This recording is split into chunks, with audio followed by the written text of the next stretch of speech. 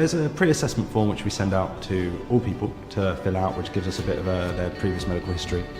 From there, we make sure there's no contraindications through their consultant, and then I'll do a process of assessment by myself, which will consist of doing range of movement, as well as measuring their leg length. So you'll look at from the floor to the malleolus, the joint line just below the humeral condyle, into the trochanter, and then once you've got those measurements, it's just a case of adjusting the recs, which takes about 5 minutes, and then they can get in for a transfer.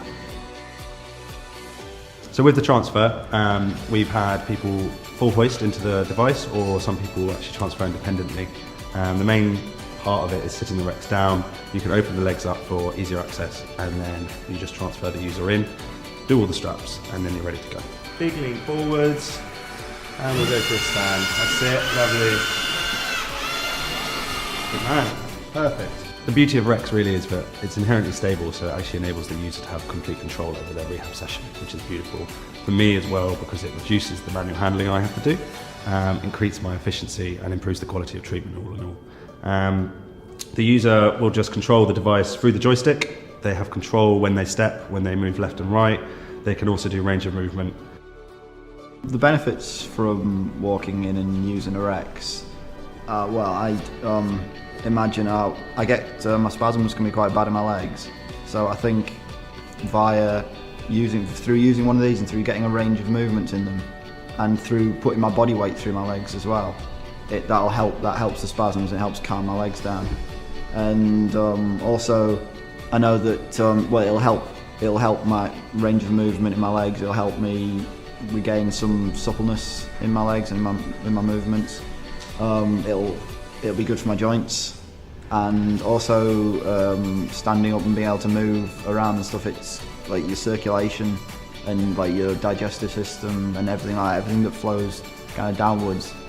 It helps rather than by sitting down, like the blood and things would tend to pool, but by standing up you get a better blood flow, and you feel healthier for doing it, I think.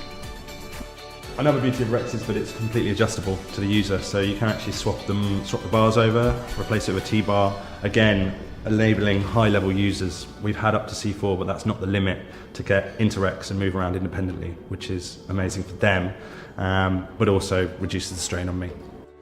Getting used to walking, it didn't take me as long as I was expecting it to. It was, it came quite naturally, I felt. I mean, once I learnt the parameters of the movement, once I learnt how far I'd walk and how quickly I'd walk, once I became comfortable with those, it felt quite natural just to be able to to push the joystick and to take the steps forwards, backwards, side to side where you need to go. So there's no limitation to the actual pathology as to who can use Rex, but I've personally had people with MS, stroke and Parkinson's and a lot of spinal cord injury using it. The actual other limitations with regards to the parameters of Rex are things like having good baseline skin integrity. You have to be between, as a guide, 4'6" and 6'4", but it's actually down to limb length, which is the main thing. We developed a whole load of exercises for the lower limb and upper limb called Rexercises. They enable the user to do robotic assisted range of movement and strength conditioning, all the core muscle groups, both upper limb and lower limb. When I was doing the exercise, when I was stretching things, I could feel like my legs were spasming. They were quite tight, and I was having a few shakes in my knees and things, and I could tell that the stretch, I know when I'm getting a good stretch if my legs do that, because that's where I'm tight. So if I can go past that point and the spasm will happen and then break through the spasm, then it's a good stretch. And my legs were never that. My legs have never been that loose really. So because I get quite tight, because they do get quite tight and they are prone to shakes sometimes when I'm getting stretched, it definitely helps. When a hospital receives a Rex, they'll receive a whole lot of training and package of support. That will last from anything between 3 days to a week, depending on their needs and the amount of users they actually have within the hospital. So we offer training to the physios, so their patients can use the Rex, and we will train them to the point where they can train other physios and other healthcare assistants to help people use a Rex. On a personal level, Rex has enabled me to reach to a much greater demographic of users. It's enabled my quality of treatment to improve as well as my efficiency, and I really do think this is the future of physiotherapy.